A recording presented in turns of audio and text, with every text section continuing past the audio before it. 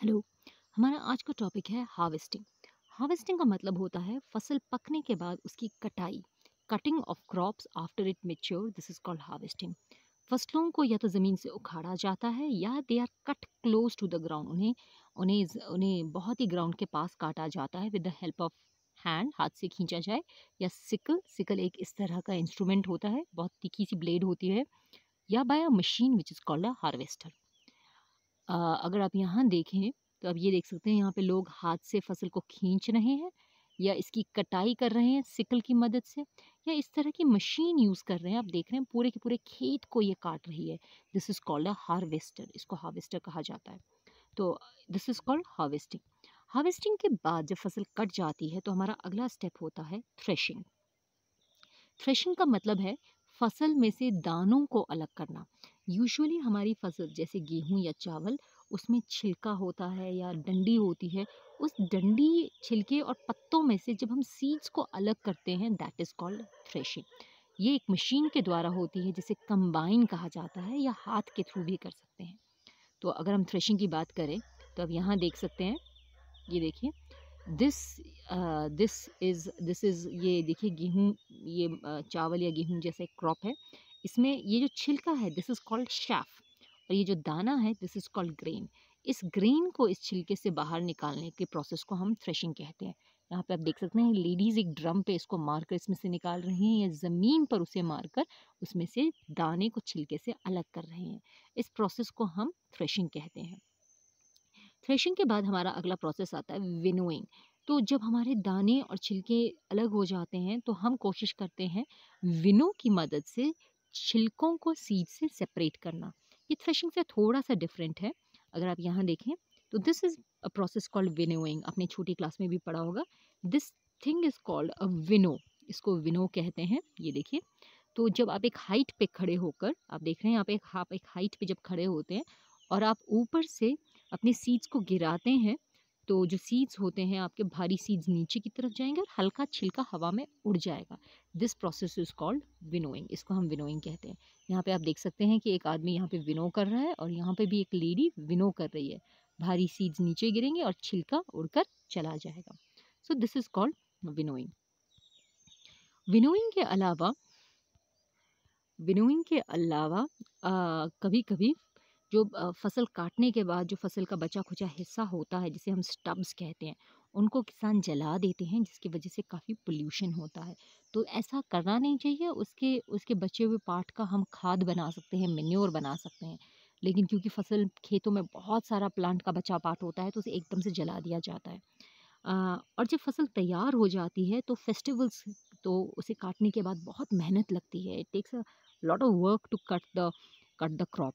तो उसके कटने के बाद पहली फसल भगवान को चढ़ाई जाती है और उसके बाद एक फेस्टिवल ऑर्गेनाइज किया जाता है, जिसमें थके हारे सब लोग गाना गाते हैं, डांस करते हैं, अच्छा अच्छा खाना बनाते हैं। इनको हार्वेस्ट फेस्टिवल्स कहते हैं, जैसे कि पोंगल, बैसाखी, बिहू, होली, दिवाली, नबन्या। इस तरह के फेस्टिवल्स को हम अ, इस तरह के फेस्टिवल को हम हार्वेस्ट फेस्टिवल्स कहते हैं। ये मशीन जो आप देख रहे हैं, this is called a combine. इसको हम कंबाइन कहते हैं। ये आप देख सकते हैं कि हार्वेस्टिंग भी कर रही है, यानी फसल काट भी रही है, और आप देख सकते हैं कि सीड्स को भी अलग कर रही है। यानी it is working as a harvester as well as thresher. ये दोनों का काम एक साथ कर रही है, इसीलिए हम इसे कंबाइन कहते हैं। तो अगर हम आगे बढ़ें, ये देखिए, यहाँ पे आप देख सकते हैं थ्रेशिंग और विनोइंग में फ़र्क। थ्रेशिंग का मतलब है थ्रेशिंग का मतलब है ग्रेन को बाकी प्लांट के पात से सेपरेट करना। This is called threshing. इसमें हम अ, दानों को डंडी से, लीफ से, हर चीज़ से सेपरेट करते हैं। विनोइंग में हम ग्रेन को सिर्फ छिलकों से अलग करते हैं, उसे हाइट से गिराकर। जितनी भी हल्का छिलका होता है वो हवा से उड़ जाता है। This is called winnowing. ये विनोइंग है आपके। उसके अलावा ये these are festivals. This is Bihu. आप देख सकते हैं बीहू, बैसाखी, ये पोंगल सेलिब्रेट हो रहा है। This is some other festival जो हार्वेस्टिंग में तैयार हो रहा है। आप यहाँ देख सकते हैं कि कुछ खीर जैसी बनाई जा रही है, पायसम जैसा बनाया जा रहा है, जो भगवान को चढ़ाया जाएगा और आपस में शेयर हो जाएगा। इसके बाद फसल तैयार होने के बाद हमारा अगला स्टेप आता है उसे स्टोर करना। क्योंकि जब फसल तैयार हो जाती है और आप उसे ढंग से स्टोर ना करें तो उसमें कीड़े लग जाते हैं। इसीलिए हार्वेस्टेड क्रॉप्स को कीड़ों से बचाना, चूहों से बचाना और बैक्टीरिया से बचाना, दिस इज़ कॉल्ड स्टोरेज। अगर फसल में थोड़ा मॉइस्चर लग जाए, गीलापन आ जाए, तो उसमें कीड़े लग जाते हैं। इनको हम इनको हम बड़े-बड़े डिब्बों में डाल सकते हैं, बड़ी-बड़ी गोदान में डाल सकते हैं, जिन्हें साइलोस और ग्रेनरीज़ कहते हैं। ये लार्ज स्केल स्टोरेज होता है। आप यहाँ देखेंगे, तो यहाँ देखिए आप, ये बहुत बड़ा स्टील का कंटेनर है, दिस इज़ कॉल्ड साइलोस। इसमें हम ग्रेन को स्टोर करते हैं और कभी-कभी हम इतने बड़े से वेयर हाउस में इसको स्टोर करते हैं। ये देखिए बहुत बड़े से बोरियों में डालकर, इसको हम कहते हैं ग्रेनरी, जहाँ पे ग्रेन को स्टोर किया जा सके। उसके अलावा हमारे पास ये देखिए बोरियों के ढेर लगाए हुए हैं, ऊपर तरपाल लगाया हुआ है, तो यहाँ पे भी फसल को स्टोर किया जाता है। घरों में फसल को स्टोर करने के लिए मेटल के डब्बे होते हैं, मेटल बिन्स होते हैं, तो इस तरह से हम फसल को स्टोर करते हैं। जो हमारी फसल जब तैयार होती है, फ्रेश ग्रेन, उसमें बहुत पानी होता है, मॉइस्चर, क्यों, इस वजह से उसमें फंगस और कीड़े उसे डैमेज कर सकते हैं, और ये जब सीड्स डैमेज्ड होते हैं तो ये खाने के लायक नहीं होते हैं, जर्मिनेट नहीं करते हैं, यानी अगले अगले साल की फसल तैयार नहीं करेंगे, उनका टेस्ट खराब होगा, उनका कलर खराब हो जाएगा और खाने से बीमार हो सकते हैं।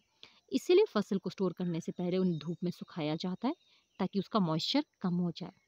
फिर उसको बड़े-बड़े जूट बैग में या मेटल के कंटेनर में डाल दिया जाता है और ड्राइड नीम के पत्ते डाले जाते हैं, ताकि उसमें कीड़े ना लगें। कभी-कभी हम कुछ केमिकल जैसे कि फंजीसाइड भी डालते हैं, जिसकी वजह से फंगस और बैक्टीरिया मर जाए। तो आप यहाँ देख सकते हैं कि ये कीड़े किस तरह से लग रहे हैं फसलों में।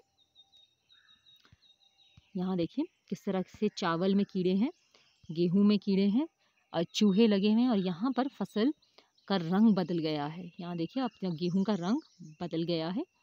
So this is because of moisture and fungus growth. तो इसीलिए इसे पहले धूप में सुखाया जाता है और उसके बाद इसे डब्बों में डालकर बंद कर दिया जाता है। तो हमारा इस चैप्टर का लास्ट टॉपिक है एनिमल हस्बेंड्री। एनिमल हस्बेंड्री का मतलब है, जब हम क्रॉप्स के, अब हम फूड के बारे में बात करते हैं, तो फूड हमारा वेजिटेरियन फूड भी होता है जिसमें प्लांट्स होते हैं, और एनिमल फूड भी होता है जिसमें मीट, अंडे, दूध, इस तरह का प्रोडक्ट होता है।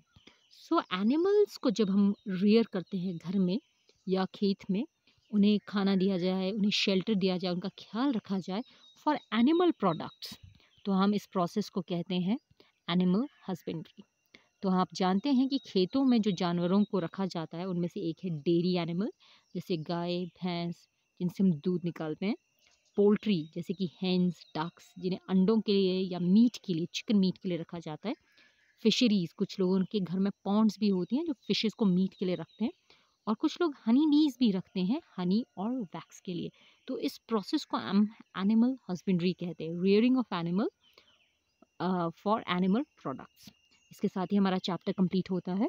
इसके question answers and keywords I will send you and we will discuss that. Thank you and have a nice day.